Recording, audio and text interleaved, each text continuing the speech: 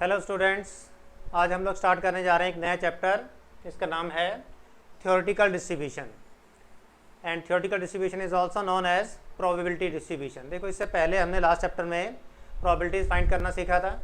ठीक है, तो प्रोबेबिलिटी तो हमें जस्ट एक इवेंट की प्रोबेबिलिटी फाइंड करने के लिए कहते थे तो हम कर देते थे। लेकिन इस चैप्टर में क्या है कि हमें एक एक्सपेरिमेंट दिया होगा, ठीक है, उसमें जितने भी पॉसिबल केसेस होंगे उन सभी केसेस की प्रोबेबिलिटी हमें फाइंड करनी होगी।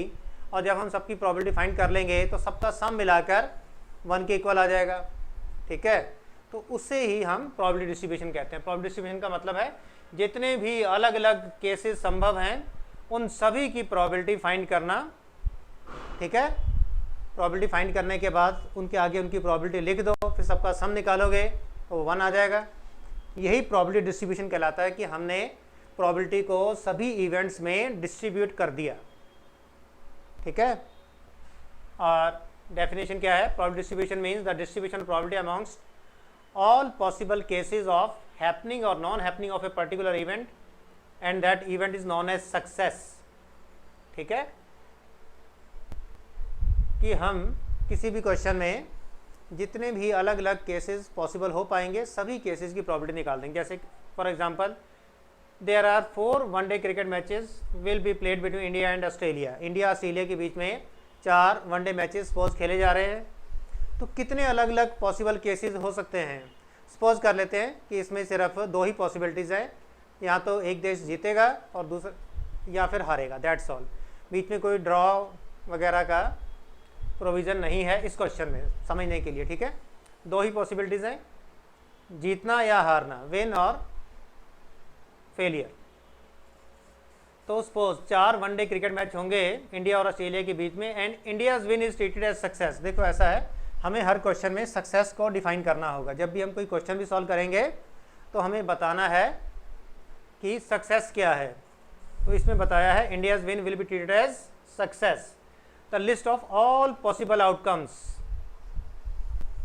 will be, तो जितने भी पॉसिबल आउटकम्स हैं वो क्या क्या हो सकते हैं? देखो, एक, इंडिया 4 मैच हुए, इंडिया को 0 मैचेस में विन मिली और ऑस्ट्रेलिया को 4 में। ठीक है, इंडिया 0 ऑस्ट्रेलिया 1। यहाँ दूसरा केस ये हो सकता है,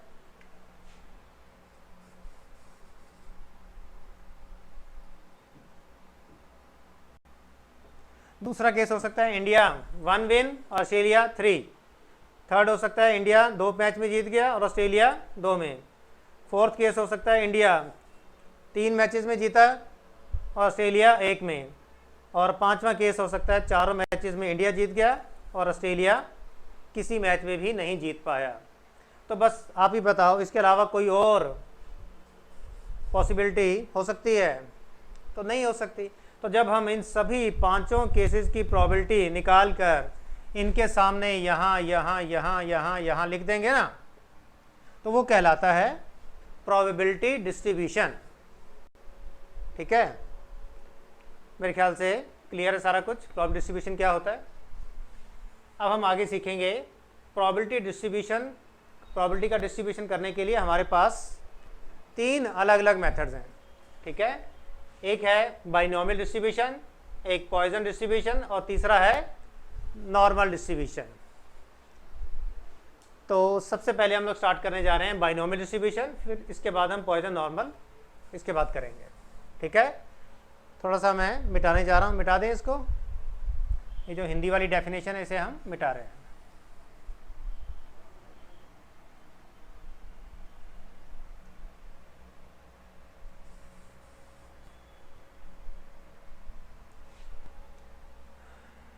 तो अब हम स्टार्ट करने जा रहे हैं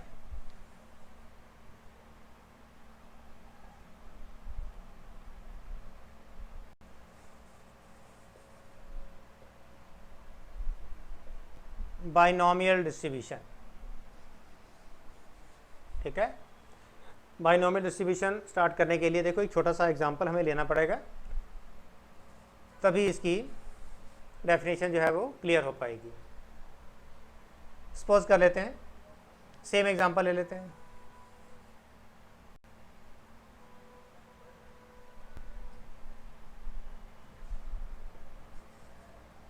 there are 4 one-day cricket matches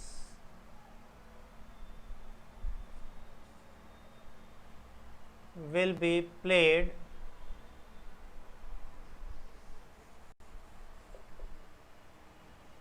between India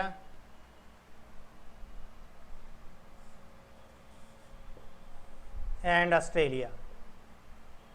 देखो सेम एग्जांपल है, लेकिन मैंने यहाँ प्रोबेबिलिटी नहीं लिखी थी, अब प्रोबेबिलिटी भी साथ में लिख दूंगा। अच्छा, तो 4 वनडे मैच खेले जाएंगे। Probabilities of India's win sorry that is equal to 0.6।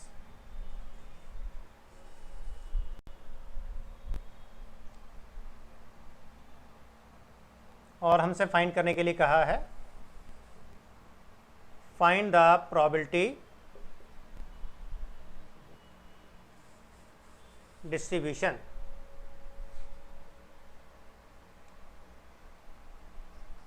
Of India's win.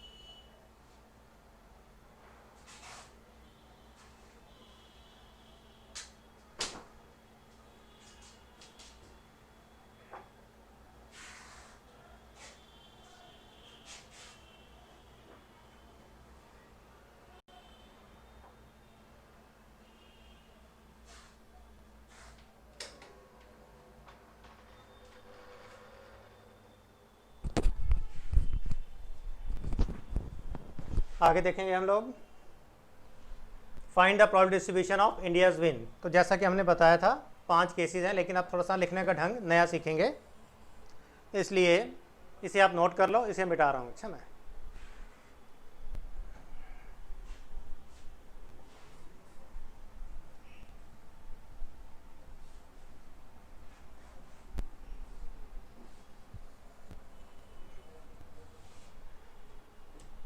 ठीक है, ये क्वेश्चन हो गया हमारा, और यहाँ पर मैं इसका सॉल्यूशन करके दिखा रहा हूँ। ध्यान से देखो, क्वेश्चन समझ आ गया।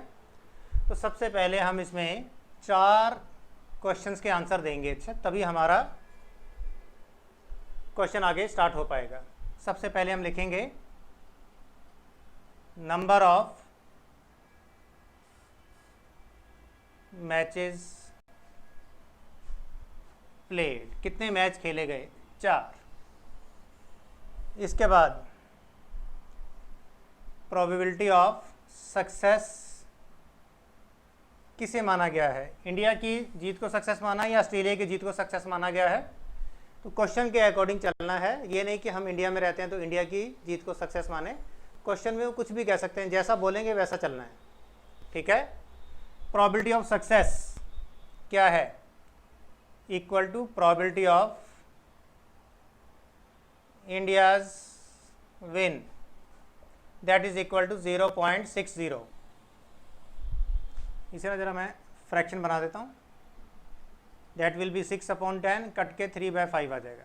तो फ्रैक्शन में चलते हैं। अच्छा, इसमें बन जाएगा ये 3/5। तो प्रोबेबिलिटी ऑफ सक्सेस आ गई 3/5। इसके बाद हम एक अलग से प्रोबेबिलिटी ऑफ फेलियर की बात करेंगे। तो जो सक्सेस है उसे 1 में से माइनस कर देंगे तो नेचुरल है फेलियर आ जाएगा, दैट विल बी 2/5।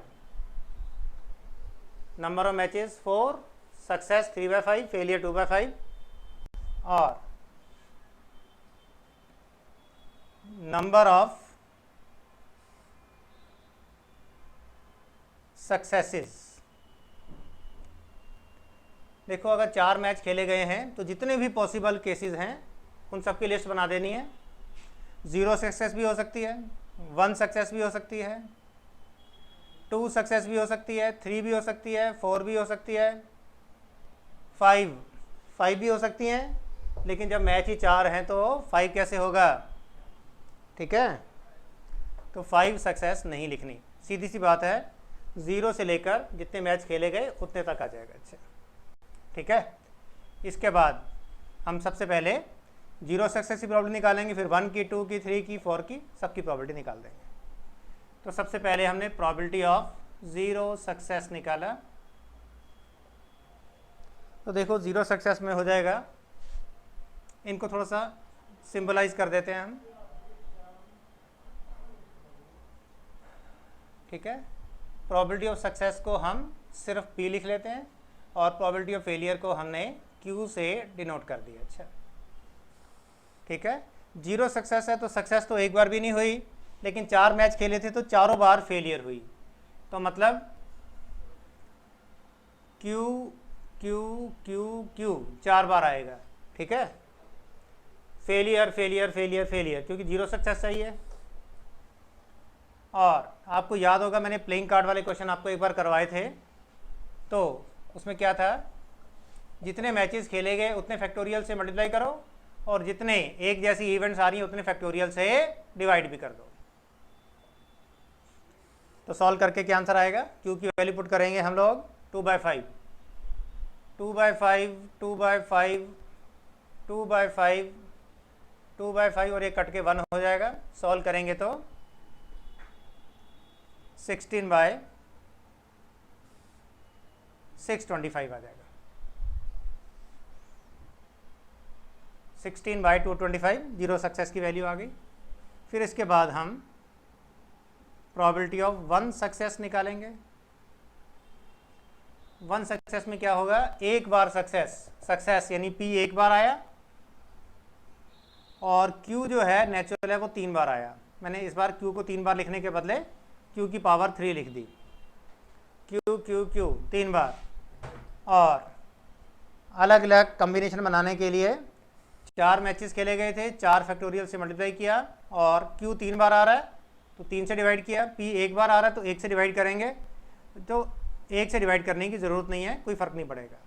ठीक है, अब इसकी वैल्यू पुट करके हम यही आंसर निकाल देंगे। P 3/5, Q 2/5 की पावर 3 और इंटू इसको सॉल्व करेंगे तो आपको मालूम है सिर्फ सॉल्व करके 4 आ जाएगा। अच्छा, ये अब इसका आंसर निकालते हैं। 96 डिवाइडेड बाय 625, सॉल्व करके आ जाएगा 96/625। Similarly probability of 2 success find करेंगे तो नेचुरल है P 2 बार आ जाएगा और Q भी 2 बार आएगा। 2 सक्सेस का मतलब है 2 बार सक्सेस और 2 बार फेलियर, क्योंकि 4 मैच खेले गए। और अब ये 2 मैच हमने जीते हैं, लेकिन कौन से जीते, पहला और दूसरा जीता, पहला तीसरा, इस तरह करके कितने कम्बिनेशन बन सकते हैं, उसके लिए हमने इसे 4 से मल्टीप्लाई किया, 4 फैक्टोरियल से। लेकिन जितनी बार Q आ रहा है उतने फैक्टोरियल से डिवाइड भी किया, जितनी बार P आ रहा है उतने फैक्टोरियल से भी डिवाइड किया। तो सॉल्व करके वैल्यू आ जाएगी 3/5 की पावर 2, 2/5 की पावर भी 2, और मल्टीप्लाई करेंगे, सिंप्लीफाई करेंगे तो इसकी वैल्यू आएगी 6। सॉल्व करके आएगा 216/625।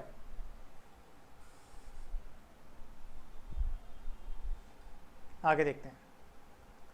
प्रोबेबिलिटी ऑफ 3 सक्सेस, तो नेचुरल है P की पावर 3 हो जाएगी और Q की पावर बाकी बची 1 आ जाएगी। 4 मैच खेले गए, 4 फैक्टोरियल से मल्टीप्लाई किया। अब जितने P और Q हैं उतने फैक्टोरियल से डिवाइड करना है। P 3 बार आ रहा है, 3 से कर दिया, Q एक ही बार आ रहा है तो 1 से करने की ज़रूरत नहीं है। सॉल्व करेंगे तो 3/5 की पावर आ जाएगी 3, 2/5 की पावर 1, इसको सॉल्व करेंगे तो आएगा 4, ये भी आ जाएगा 216 बाय 625।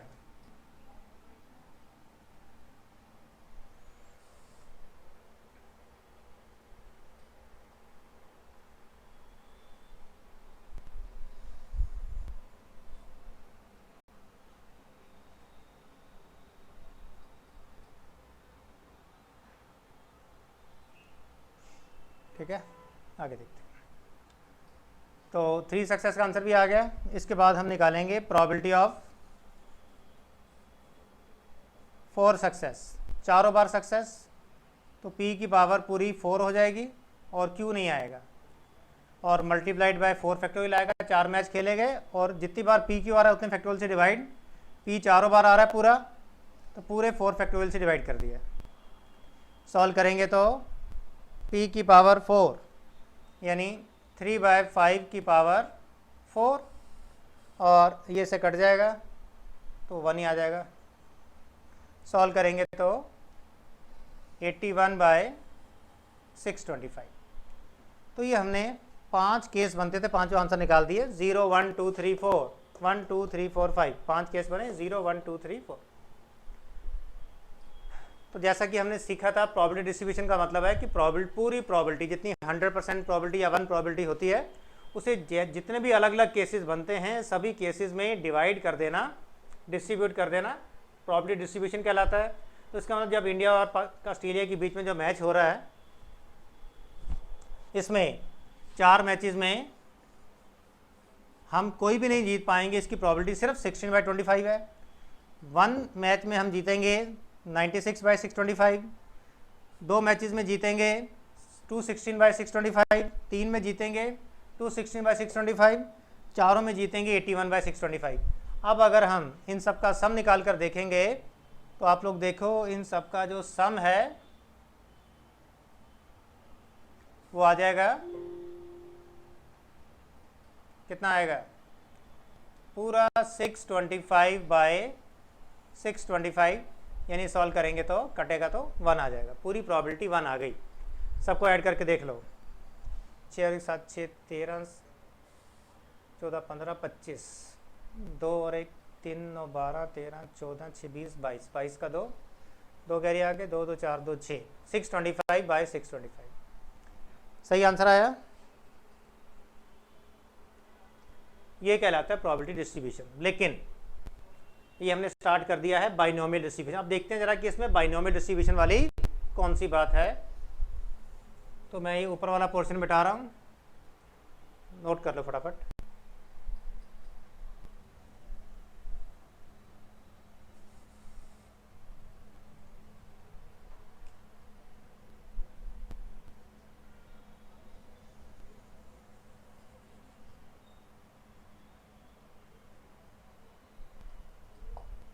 बाइनोमियल डिस्ट्रीब्यूशन, ये क्वेश्चन था, ये इसका सॉल्यूशन है।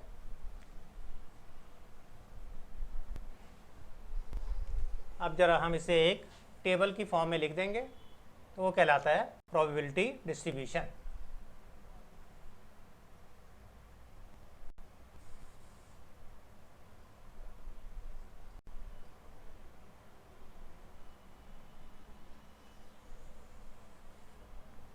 इसमें हम लिख लेंगे एक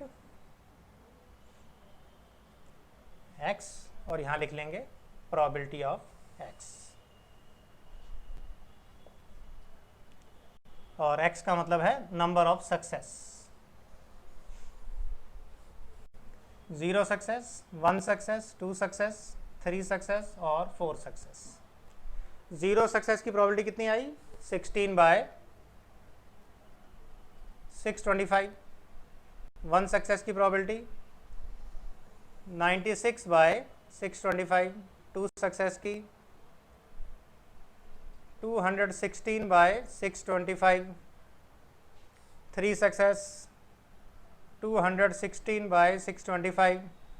4 सक्सेस 81/625, और सबका सम निकालेंगे, that will be 625 divided by 625 and cut के आ जाएगा इक्वल टू 1।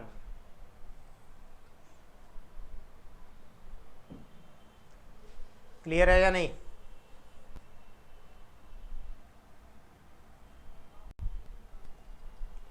सिक्स 25 है, ये प्रॉबिलिटी डिस्ट्रीब्यूट हो गई। 0 सक्सेस 1 सक्सेस, x का मतलब है नंबर ऑफ सक्सेस, कितनी सक्सेस मिली, वही वाली नंबर ऑफ सक्सेस, 0 1 2 3 4। अब देखो एग्जाम में क्वेश्चन आएगा तो ज़रूरी नहीं है कि हमें सभी प्रॉबिलिटीज़ की वैल्यू ही फाइंड करनी होगी, ठीक है। नेचुरल है कि अगर हमें एक सॉल्व करना आता है तो दूसरा तीसरा चौथा भी आता है, तो एग्जाम में कोई एक फाइंड करने के लिए बोल सकते हैं या दो फाइंड करने के लिए बोल सकते हैं, कहेंगे दोनों का सम निकाल दो, एंड सो ऑन, कुछ भी कह सकते हैं। जो फाइंड करने के लिए बोलेंगे वो हम कर देंगे, ठीक है। अब हम अभी तो देखो इसको जो हम सॉल्व कर रहे थे ना, तो थोड़ा सा सोच के अपने आप कर रहे थे। अब मैं इसके लिए आपको एक फॉर्मूला बता रहा हूँ, तो हम वो फॉर्मूला अप्लाई करेंगे तो फॉर्मूले से आंसर अपने आप बनेगा। ये टेबल सिर्फ समझाने के लिए था, तो इसको मैं मिटा रहा हूँ और इसे लिखा रहने दे रहा हूँ, ठीक है। नोट कर लो इसे।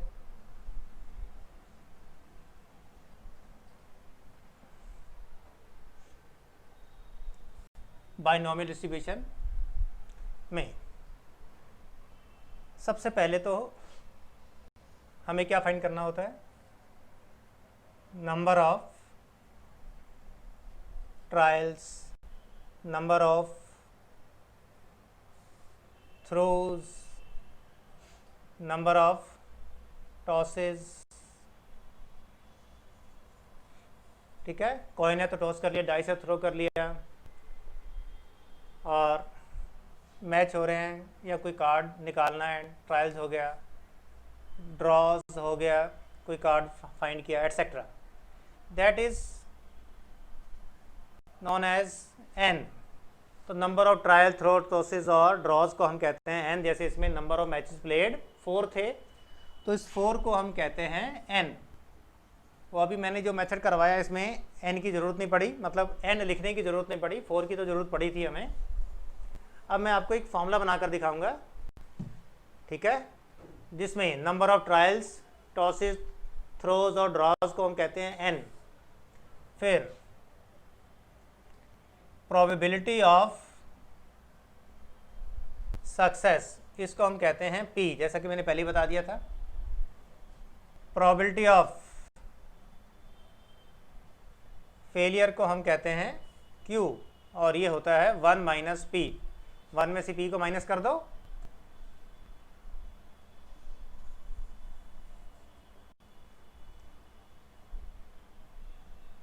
तो आ जाता है क्यू। और एक होता है फिर नंबर ऑफ सक्सेसेस, इसको हम सिंबलाइज करते हैं आर से, ठीक है। नंबर ऑफ सक्सेसेस को हम सिंबलाइज करते हैं आर, ये आर से सिंबलाइज कर दिया इसको। तो ये हो गया हमारा एन, ये हो गया पी, ये क्यू और ये आर। तो जहाँ जहाँ मैंने पहले पी, क्यू और फिर ये 4 लिखा था, तो 4 की जगह मैं एन लिख दूंगा, एंड सो ऑन। मतलब एक फॉर्मूला बनाकर दिखा रहा हूँ, अच्छा आपको, ठीक है। तो प्रोबेबिलिटी ऑफ आर सक्सेस का फॉर्मूला बनाना चाहते हैं। आर का मतलब है जितनी मर्जी वैल्यू हो सकती है, 0 1 2 3 4 एंड सो ऑन, ठीक है। प्रोबेबिलिटी ऑफ आर सक्सेस का फॉर्मूला क्या बनेगा, सबसे पहले तो p की पावर आर आ जाएगा, क्योंकि जितनी सक्सेस चाहिए, सक्सेस को उतनी बार मल्टीप्लाई करना पड़ेगा। जैसे 2 सक्सेस था तो p की पावर 2, 3 सक्सेस था तो p की पावर 3, 4 था तो p की पावर 4 आया ना। तो r सक्सेसेस हैं तो p को r बारी मल्टीप्लाई करना पड़ेगा। लेकिन टोटल मैच जो हमने खेले थे वो तो n थे, और हम सिर्फ r मैचेस में ही जीते हैं, तो बाकी n माइनस r मैचेस में हम हारे होंगे, तो हारने की प्रोबेबिलिटी को भी मल्टीप्लाई करना पड़ेगा। तो q को हम मल्टीप्लाई करेंगे n माइनस r टाइम्स, जिससे कि दोनों का सम मिलाकर पूरा n बन जाए, r plus n minus r, r cut गया n। तो आप देखोगे कि p और q की पावर का सम मिलाकर हमेशा 4 आता था। 1 और 3 4, 2 2 4, 3 1 4 4, और यहाँ पर q की पावर 4 और p की पावर 0 नहीं था, तो पूरी 4 पावर आई। तो यहाँ भी दोनों का सम मिलाकर पूरा n हो जाएगा। और अब रही बात कम्बिनेशन की, ठीक है। तो यहाँ पर हमने सीखा था कि ऊपर हमेशा n फैक्टोरियल आता है, नीचे ये r फैक्टोरियल आता है, ठीक है, ये वाला p की पावर वाला फैक्टोरियल, और यहाँ पर q की पावर वाला फैक्टोरियल आता है n माइनस r फैक्टोरियल, ये आता है कम्बिनेशन के लिए। तो मैंने आपको किसी क्लास में बताया होगा कि NCR का फॉर्मूला भी यही होता है, n फैक्टोरियल अपॉन में r factorial n minus r factorial. इसको हम NCR लिख सकते हैं। NCR का मीनिंग यही है, NCR का मतलब यही है। तो अब क्या होगा कि मैं ये लिखने के बदले इसके बदले में ये लिख दूंगा और यहाँ शुरू में लिख देंगे NCR, ठीक है। और साथ ही लिख दिया, ये भी लिख देता हूँ, where NCR is equal to n factorial upon में r फैक्टोरियल और n माइनस r फैक्टोरियल। ये समझाने के लिए लिख दिया, लेकिन आगे से लिखने की ज़रूरत नहीं है, ये पहले से ही पता है हमें। अच्छा, तो अल्टीमेटली हम प्रोबेबिलिटी ऑफ r सक्सेस का ये वाला फॉर्मूला लगाया करेंगे और इसी फॉर्मूले से ही सारे आंसर निकालेंगे। मैं एक आधा आंसर आपको निकाल के दिखा देता हूँ। प्रोबेबिलिटी ऑफ 3 सक्सेस, इस वाले फॉर्मूले से लिखेंगे 4c3, r की वैल्यू 3 हो गई, p की पावर 3, p की वैल्यू 3/5 की पावर 3,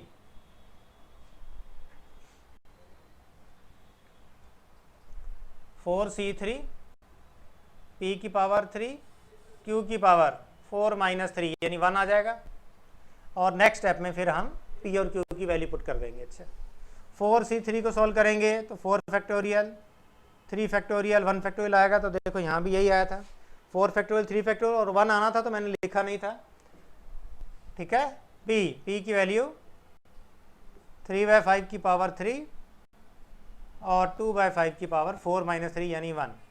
और जब इसे सॉल्व करेंगे तो नेचुरल है कि बिल्कुल यही आंसर पहले भी आया था, 216 डिवाइड बाय 625। तो अल्टीमेटली हमने कंक्लूज़न निकाल लिया है कि फ्यूचर में अगर कोई क्वेश्चन हमें सॉल्व करना होगा तो हम इस वाले फॉर्मूले का यूज़ करके सॉल्व करेंगे। Probability of r success NCR p की पावर r q की power n minus r। Note कर लो सारा, मैं मिटा रहा हूँ।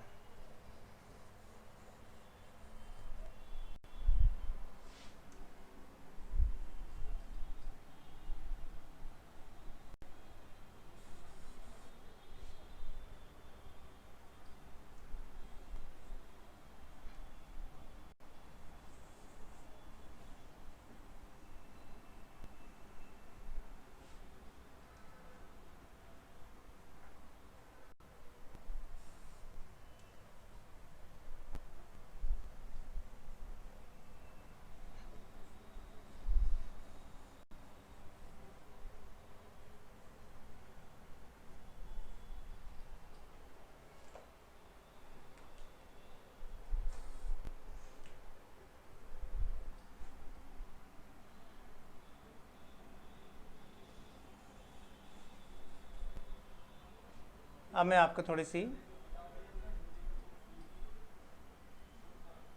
प्रॉपर्टीज बता रहा हूँ।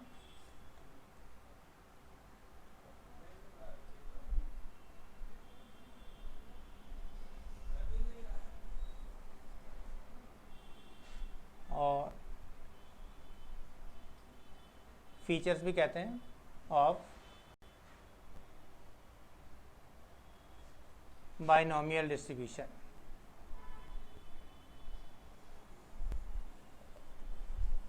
अब मैं आपको इसी बाइनोमियल डिस्ट्रीब्यूशन के कुछ प्रॉपर्टीज़ या फीचर्स बता रहा हूँ, ध्यान से देखना है। सबसे पहले ही प्रॉपर्टी है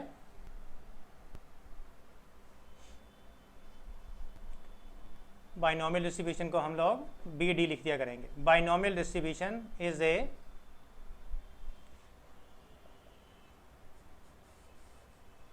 discrete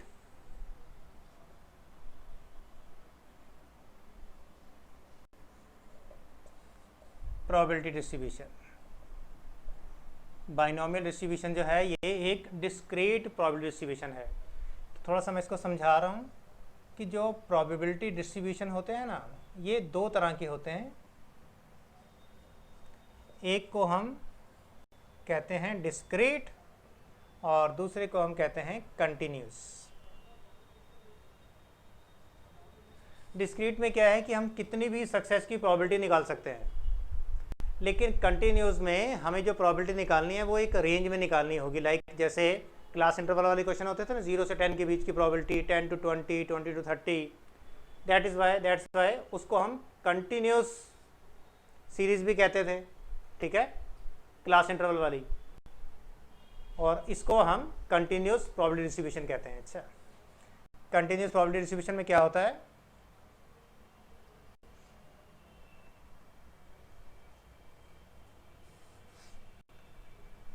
the event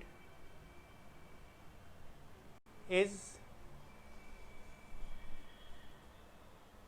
described in the form of a class interval। इसमें जो इवेंट होती है जिसकी प्रोबेबिलिटी निकालनी होगी हमें, उसे हम क्लास इंटरवल की फॉर्म में डिस्क्राइब करते हैं। जैसे फाइंड प्रोबेबिलिटी ऑफ 0 to 5, 0 से लेकर 5 के बीच की सबकी प्रोबेबिलिटी निकाल दो और सबका सम निकाल दो। मतलब ये कि इसमें ना हम एक एक की प्रोबेबिलिटी फाइंड ही नहीं कर सकते। 0 to 5 की प्रोबेबिलिटी अलग अलग निकाल के फाइंड नहीं करनी पड़ेगी, एक बार में ही 0 से 5 तक की इकट्ठी प्रोबेबिलिटी निकल जाएगी। कंटिन्यूस में ऐसा होता है, हम सीखेंगे, ठीक है। और डिस्क्रीट में क्या होता है,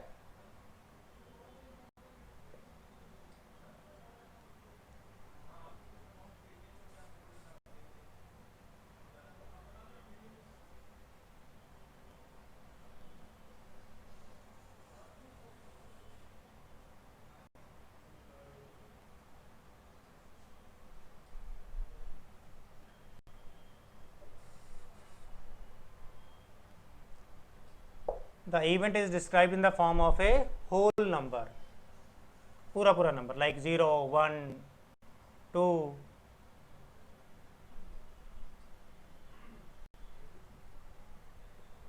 तो जैसा हमने क्रिकेट मैच वाला देखा था, 0 सक्सेस, 1 सक्सेस, 2 सक्सेस, लेकिन इसमें क्लास इंटरवल की फॉर्म में आएगा। अच्छा, ये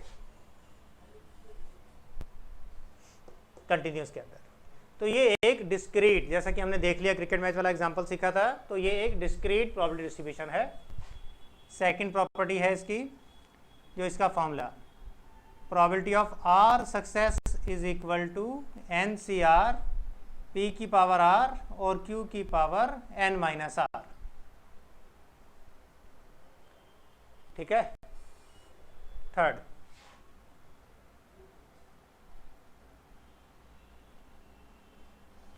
थर्ड प्रॉपर्टी है इसकी,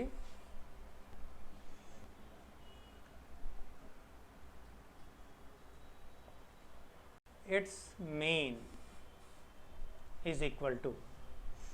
ठीक है, वो अभी मैं निकाल के दिखाऊंगा।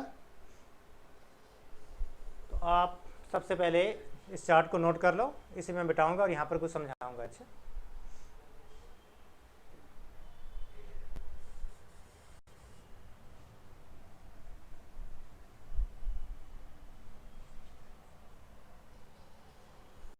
देखो, अभी हमने जो ऊपर एक क्वेश्चन सीखा था क्रिकेट मैच वाला, उसमें हमें x की वैल्यू दी हुई थी 0, 1, 2, 3 और 4, और प्रोबेबिलिटी ऑफ x की वैल्यू दी हुई थी। ठीक है, कितनी दी हुई थी, 16/625, 96/625,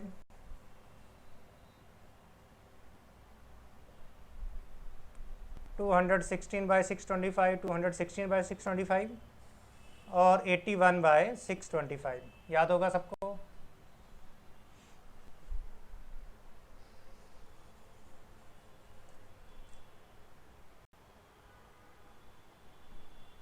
ठीक है, अगर हमसे इस क्वेश्चन में फाइंड करने के लिए कहा जाए फाइंड इट्स एक्सपेक्टेड वैल्यू या मीन, जैसा हमने लास्ट क्लास में सीखा था इट्स मीन, तो मीन और एक्सपेक्टेड वैल्यू एक ही बात होती है ना।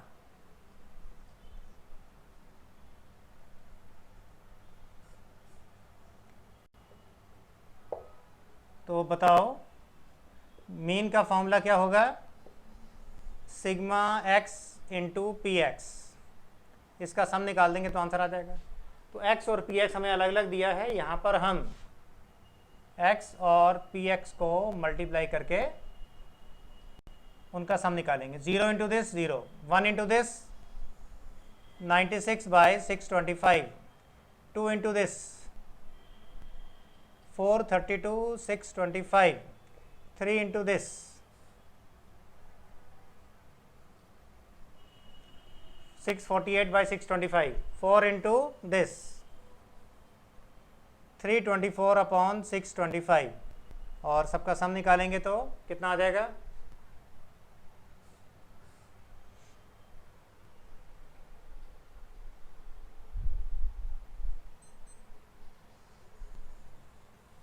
छः 2 8 16 4 20, 2 9 11 7 18 2 20, 2 4 6 6 12 3 15, 1500/625। तो सिग्मा एक्स पी एक्स की वैल्यू कितनी आ गई, 1500 डिवाइडेड बाय 625। थोड़ा सा इसको काट देंगे हम, 25 से काटा 60/25, थोड़ा सा और काट दिया 5 से 12/5, तो अल्टीमेटली काट पीट के कितना आंसर आया, 12/5। अब मैं इसकी प्रॉपर्टीज़ में आपको इसका मीन का फार्मूला बता रहा हूँ, ध्यान से देखना है। बाइनोमियल डिस्ट्रीब्यूशन में मीन फाइंड करने का फार्मूला होता है n इंटू पी, और बस दैट्स ऑल। यानी ये जो हमने इतना बड़ा काम किया ये सारा तो इसी से निकल जाता, निकाल के दिखा रहा हूँ। अगर हम मीन ऑफ बाइनोमियल डिस्ट्रीब्यूशन का शॉर्टकट वाला फार्मूला लगाते हैं n इंटू पी, n कितना था 4, मतलब यहाँ से काउंट नहीं करना 1 2 3 4 5, ये 5 हो गए, ऐसे नहीं, n वही वाला n जो मैंने शुरू में लिखवाया था, जो यहाँ लिखते हैं हम, n की वैल्यू 4 और p की वैल्यू थी 3/5, 4 3 12/5, देखा सेम आंसर आ गया। Mean is equal to n into p. Fourth property है इट्स वेरिएंस, वो भी अभी नहीं बता रहा, पहले आपको वेरिएंस भी फाइंड करके दिखाता हूँ। मीन एंड वेरिएंस, देखो वेरिएंस फाइंड करने का मैंने आपको ये वाला ऐसा वाला फार्मूला नहीं लिखवाया हुआ, तो अब लिखवा रहा हूँ, मतलब प्रॉपर वाला फार्मूला भी लिखवा दूंगा और प्रॉपर्टीज़ में जो शॉर्टकट फार्मूला आता है वो भी लिखवा दूंगा। अच्छा, और आप लोग देखोगे दोनों से आंसर सेम आता है। ज़रा मैं इतना सा मिटा देता हूँ ये वाला, और यहाँ पर आपको वेरिएंस का फार्मूला फाइंड करके दिखा रहा हूँ, बता रहा हूँ और वैल्यू फाइंड करके दिखाऊँ। वेरिएंस का फार्मूला होता है sigma x square p x और minus sigma x p x sigma समेत होल स्क्वायर। फॉर्मूला है sigma x square p x और सिग्मा एक्स पी एक्स का होल स्क्वायर। तो एक्स पी एक्स तो हमारे पास पहले से ही निकला हुआ है 12/5। अब हमें सिर्फ एक्स स्क्वायर पी एक्स निकालना है। तो एक्स स्क्वायर पी एक्स का मतलब है एक्स का स्क्वायर करके उसे पी एक्स से मल्टीप्लाई कर दो। 0 का स्क्वायर इंटू दिस 0, 1 का स्क्वायर इंटू दिस 96/625, 2 का स्क्वायर 4 इंटू दिस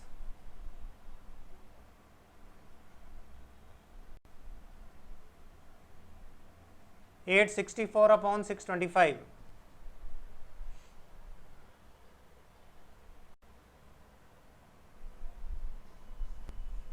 1944 अपॉन 625, 3 का स्क्वायर 9 इंटू दिस, 4 का square 16 into this, 1296 upon 625। Check कर ले जरा।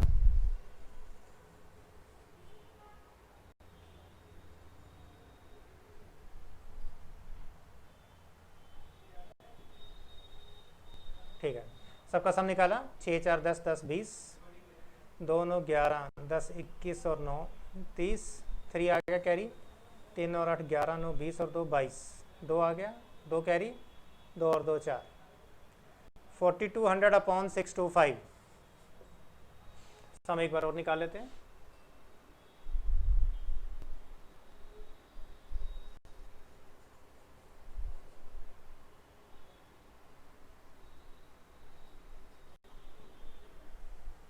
ठीक है, वैल्यू पुट की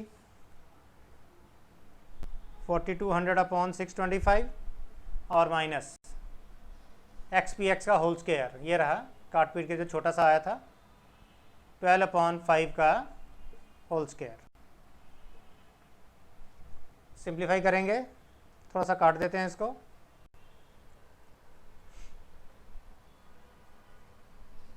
168 25 से काट दिया, 168 अपॉन 25 माइनस 144 अपॉन 25, दोनों को माइनस किया तो आया 24 अपॉन 25।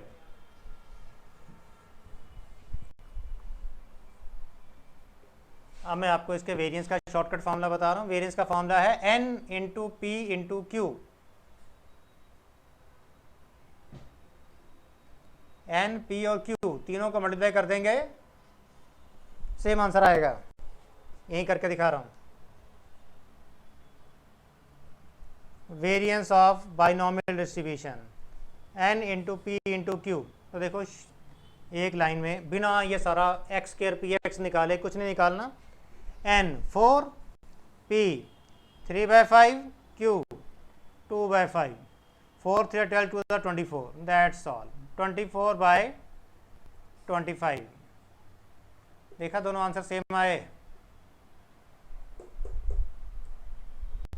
तो वेरिएंस का फॉर्मूला आ गया हमारे पास n p q. Fifth property,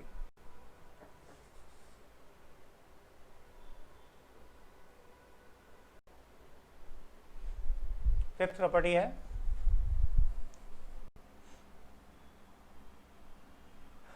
probability of r plus 1 success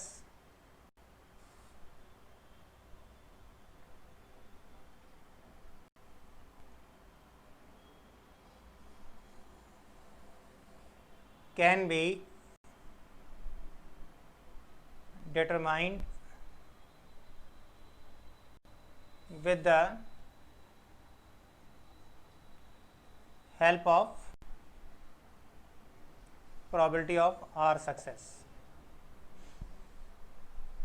नए ढंग से लिखवाता हूँ।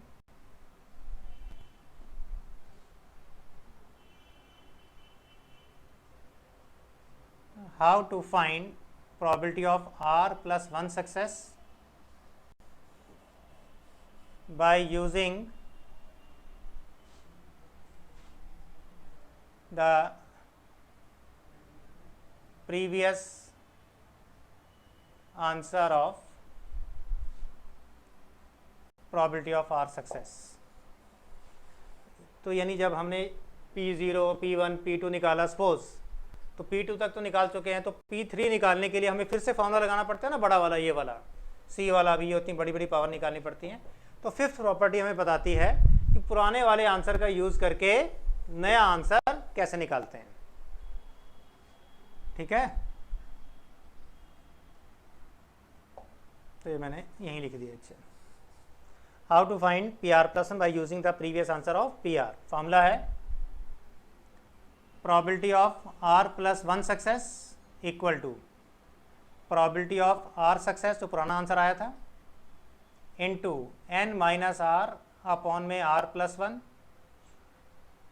ठीक है, और multiplied by p divide by q। तो आप देखोगे कि फॉर्मूला बड़ा आसान हो गया। देखो ना n से r की वैल्यू निकालने की ज़रूरत है, ना p की पावर r, इतनी बड़ी पावर निकालने की ज़रूरत नहीं, ओनली p चाहिए, ना q की पावर n माइनस आर चाहिए, ओनली q चाहिए, और कोई फैक्टोरियल वगैरह भी नहीं चाहिए, n minus r upon r+1, ठीक है। मैं आपको एक आंसर निकाल के दिखाता हूँ इसकी हेल्प से। सपोज हमें p1 दिया है या p0 दिया है, तो 0 से 1 कैसे बनाते हैं निकाल के दिखा रहा हूँ यहीं पर ही।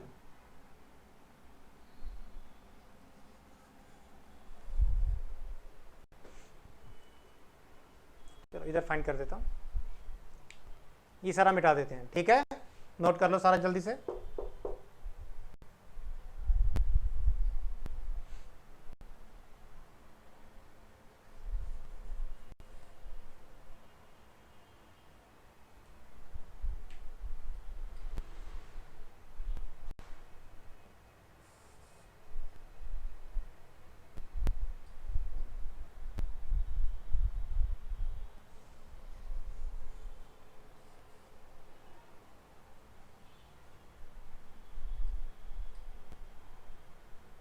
मिटा दूँ सारा।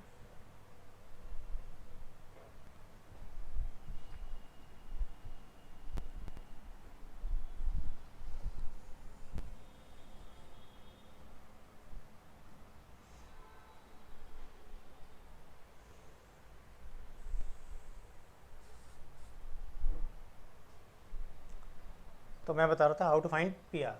सपोज p0 की वैल्यू हमने फाइंड की सबसे पहले 16/25, ठीक है। तो ये हो गया हमारा पी आर हो गया ये वाला, तो r की वैल्यू हो गई 0। अब मैं आपको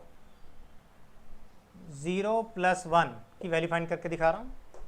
फॉर्मूला है, पहले निकालेंगे p0 into n minus r, n तो 4 ही है, माइनस r 0 अपॉन में 0 + 1 इंटू p/q। p/q जो है वो p की वैल्यू 3/5 थी और q की वैल्यू 2/5 थी, क्वेश्चन में याद है ना। तो अगर p/q निकालेंगे तो 5 कट जाएगा, 3/2 बच जाएगा। अभी मैं 3/5 अपॉन 2/5 लिख रहा हूँ, लेकिन 5 काट दूंगा। p0 का आंसर आया 16/25,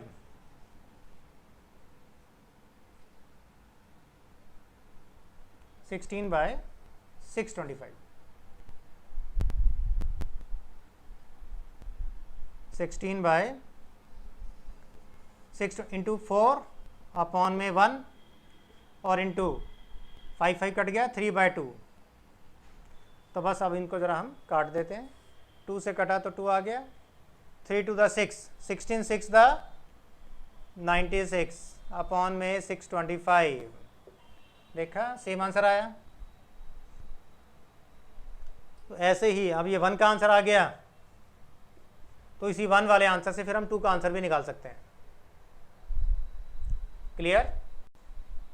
तो अगर हमें 1 का आंसर यूज़ करके 2 का आंसर निकालना है, प्रोबेबिलिटी ऑफ 1 + 1, तो p1 pr हो गया, ठीक है।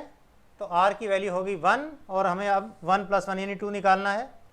तो फॉर्मूला बनेगा p1 + 1 is equal to p1 into n minus r 4 - 1 upon में 1 + 1 इंटू 3/5 2/5। सॉल्व करके दिखा रहा हूँ। p1 का आंसर 96/625 इंटू 3/2 और इंटू 3/2, 2 2 4 करके इकट्ठा काट दिया, 24 इंटू 9, 24 9 द 216, सेम आंसर आ गया। एंड सो तो अल्टीमेटली ये वाला फॉर्मूला बड़े काम का हो गया।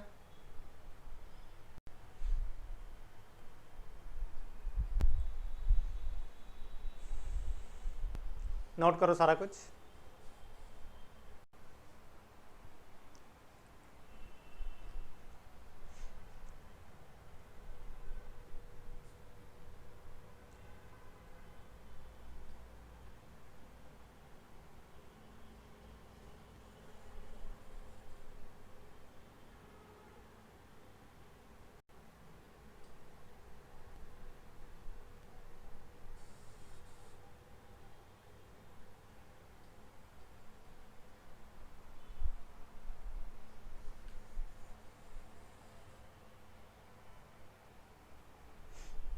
कर लो, मिटाएंगे इसको।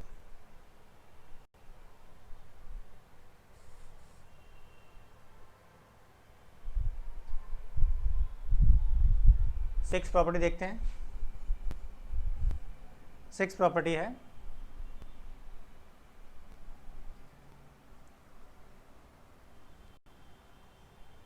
How to find mode.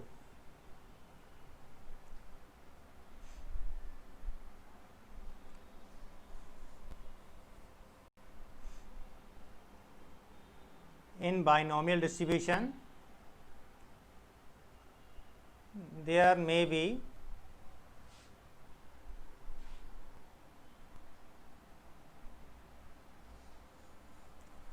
more than one mode.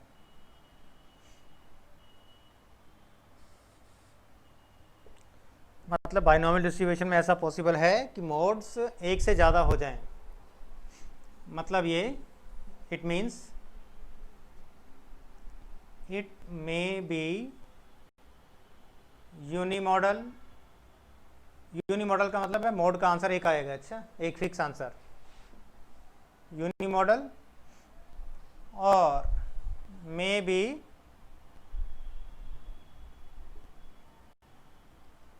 By model.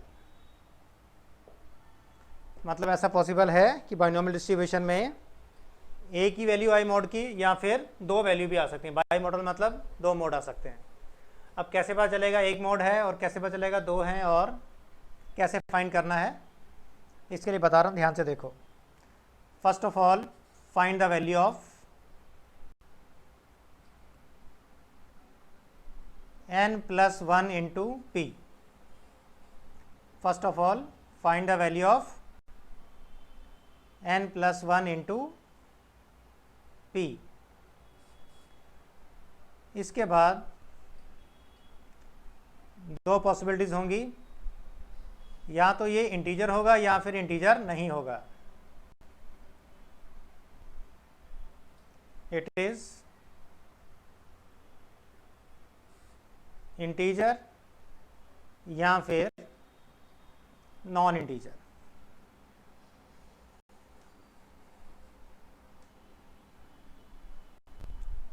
Integer का मतलब होता है पूरा पूरा नंबर आना, जैसे 1 2 3 4 5, ठीक है। नॉन इंटीजर का मतलब है फ्रैक्शन। फ्रैक्शन या डेसिमल में आना, ठीक है। अगर तो इंटीजर में आया तो ये बाई मॉडल है, और अगर इंटीजर में नहीं आया then it is unimodal. ठीक से समझ आया या नहीं आया? ध्यान से देखो। First of all find the value of n+1 into P, और n+1 इंटू पी की वैल्यू या तो पूरी पूरी आएगी बिना डेसिमल बिना फ्रैक्शन में, या फिर वो फ्रैक्शन में आएगी। अगर तो पूरी पूरी आंसर आई, वैल्यू आई, then it is bimodal, मतलब दो मोड की वैल्यू आएंगी। मोड का मतलब है जब प्रॉबिलिटी सबसे बड़ी आती है ना, उसको मोड कहते हैं। जैसे मोड में हमने सीखा था जिसकी फ्रीक्वेंसी सबसे हाईएस्ट हो वो मोड होता है, और प्रोबेबिलिटी में जिसकी प्रोबेबिलिटी सबसे बड़ी हो हाईएस्ट हो उसे मोड कहते हैं, ठीक है। तो इंटीजर आने पर बाय मॉडल और नॉन इंटीजर आने पर यूनि मॉडल। अब ये तो बात चल गया कि दो मोड है और एक है, लेकिन है क्या, अब वो देखना है हमें। अगर तो इंटीजर आया देन मोड्स विल बी, एक तो n+1 इंटू पी खुद वही वाली वैल्यू हो जाएगी, n+1 इंटू पी का जितना आंसर आया है वो खुद ही मोड है, ठीक है। और दूसरा n+1 इंटू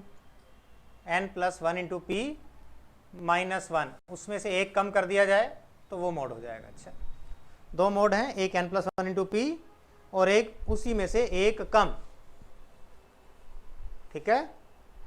और अगर ये डेसिमल या फ्रैक्शन में आंसर आया है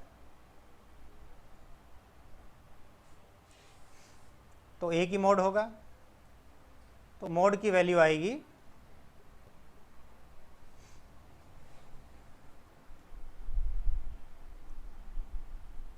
जो n+1 × p की वैल्यू डेसिमल में आई है ना, फ्रैक्शन और डेसिमल में आई है, तो उस फ्रैक्शन या डेसिमल वाली वैल्यू के बाद जो इंटीजर आएगा वो मोड है। अच्छा, तो मोड क्या होगा?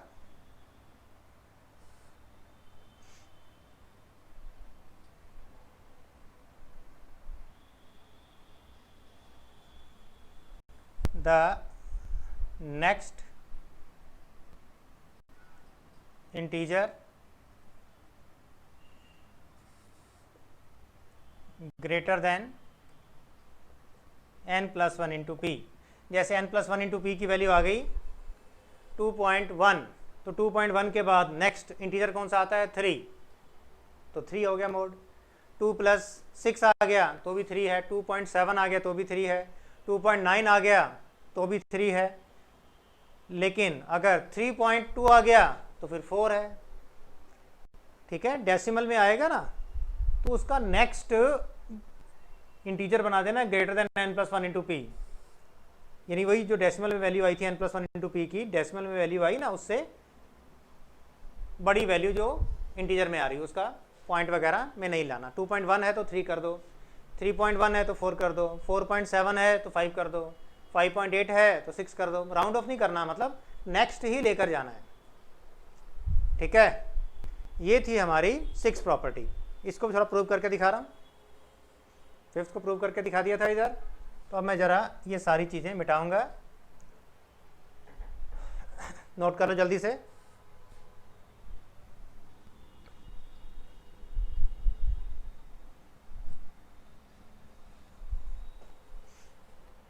Six property. तो सबसे पहले इस क्वेश्चन में n की वैल्यू 4 थी, p की वैल्यू 3/5 थी। ठीक है, और हमसे फाइंड करने के लिए कहा है mode.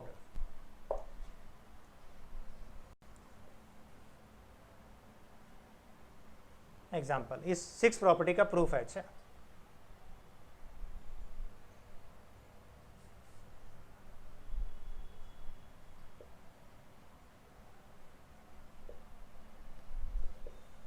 Proof of property number 6। तो सबसे पहले हम n+1 × p की वैल्यू निकालेंगे। n है 4 + 1 × p की वैल्यू है 3/5, तो ये हो गया 5 × 3/5, कट के आ गया 3। तो बताओ 3 एक इंटीजर है या फ्रैक्शन? आंसर है इंटीजर, पूरा नंबर है। तो अगर इंटीजर होता है तो बाई मॉडल मतलब 2 मोड आएंगे। तो 2 मोड कौन कौन से आएंगे? एक n+1 × p, n+1 × p मतलब 3। एक तो 3 मोड है और एक 3 - 1 2। Therefore it is a case of bimodal.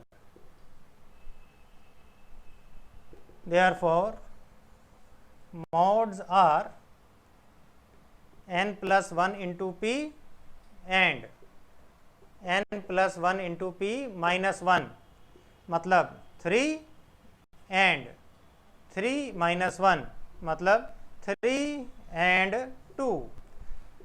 तो मतलब इस क्वेश्चन में 3 और 2 की जो प्रोबेबिलिटी होगी वो सबसे बड़ी होगी और दोनों इक्वल होंगी।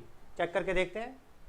3 की प्रोबेबिलिटी 216/625, 2 की प्रोबेबिलिटी भी 216/625। देखा, ये दोनों मोड हैं। अच्छा,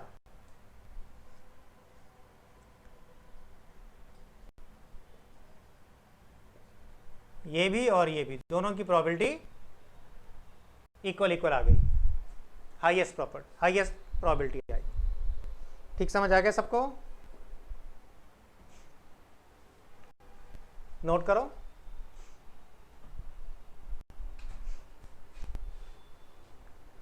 इस तरह नोट कर लो।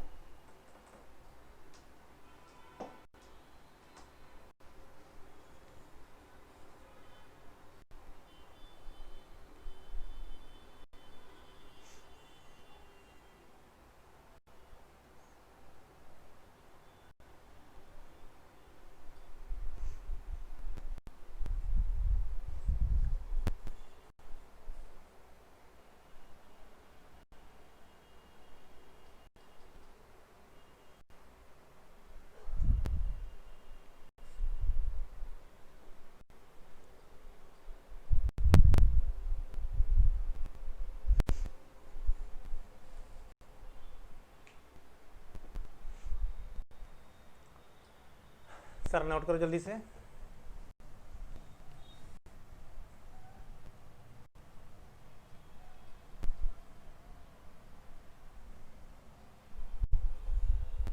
इसके बाद हम इसकी 7th प्रॉपर्टी सीखेंगे। 7th प्रॉपर्टी है the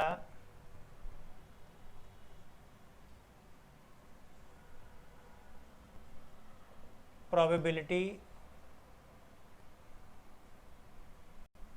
distribution curve of binomial distribution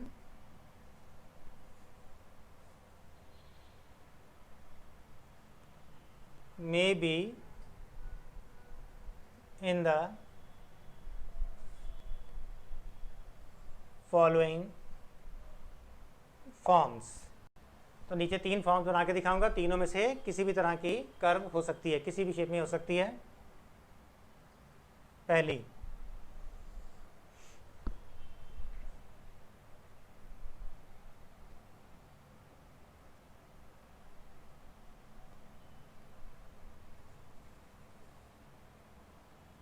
मतलब सीधा ऊपर गई और फिर उसके बाद धीरे धीरे करके नीचे आ रही है, या फिर ऐसे हो सकती है, धीरे धीरे करके ऊपर गई और फिर तेजी से नीचे आ गई, या फिर ऐसी हो सकती है,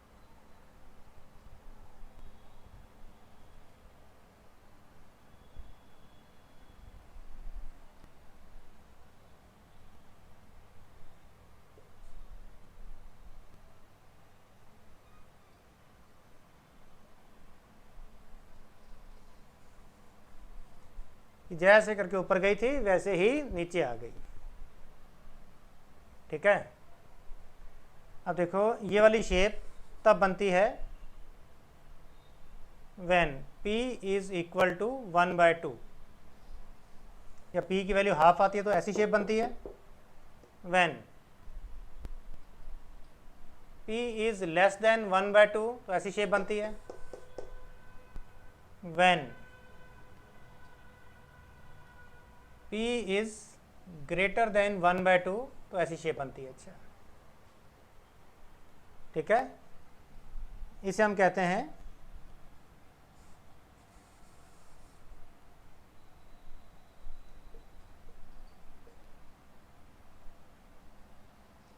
symmetrical distribution.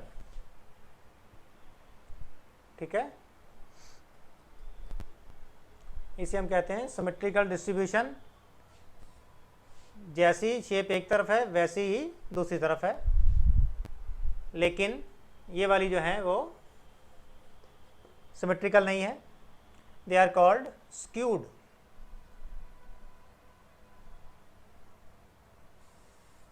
Curve and this is also known as skewed curve. लेकिन हम दोनों के नाम में थोड़ा सा डिस्टिंग्विश करना चाहते हैं, तो इसका नाम है पॉजिटिवली स्क्यूड।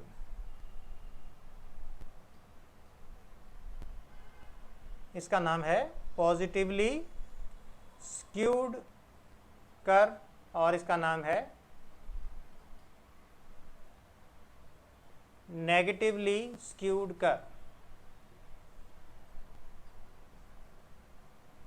समझ आ गया सारा? और ये सिमेट्रिकल, सिमेट्रिकल मतलब दोनों तरफ से एक जैसी।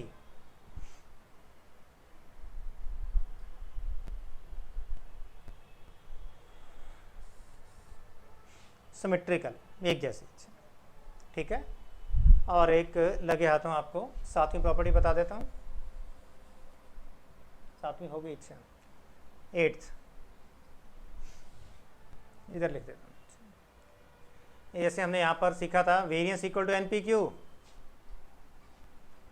इसी के साथ ही लिखवा दूँ। तो therefore standard deviation will be equal to